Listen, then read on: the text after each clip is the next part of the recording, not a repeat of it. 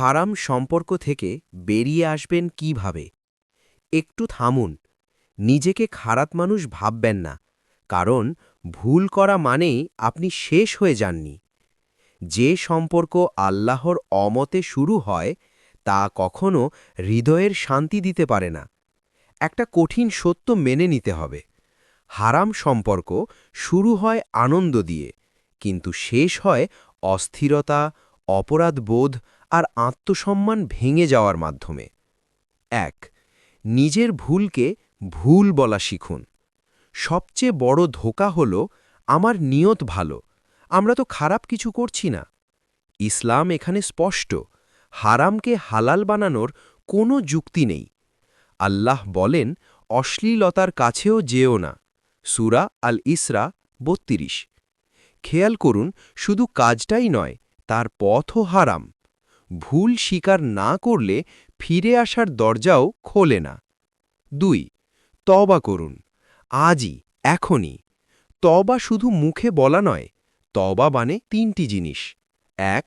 অন্তর থেকে অনুতপ্ত হওয়া। ২.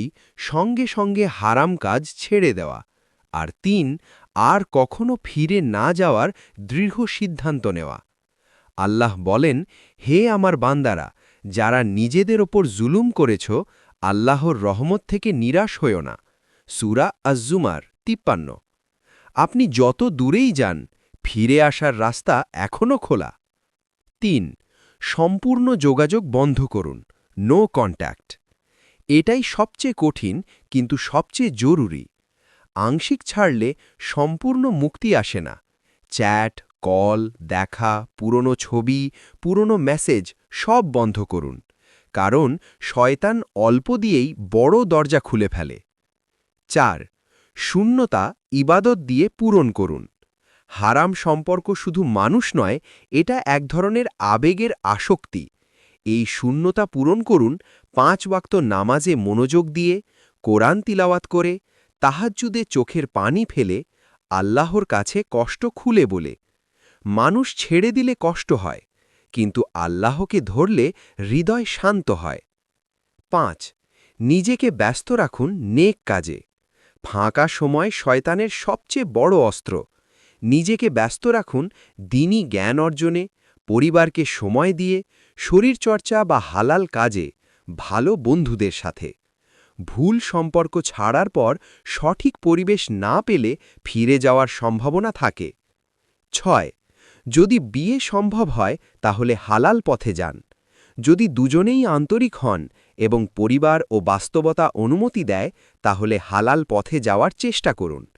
রাসূল সাল্লাল্লাহু আলাইহি ওয়াসাল্লাম বলেছেন, বিয়েই দৃষ্টিকে সংযত রাখে এবং পবিত্রতা রক্ষা করে।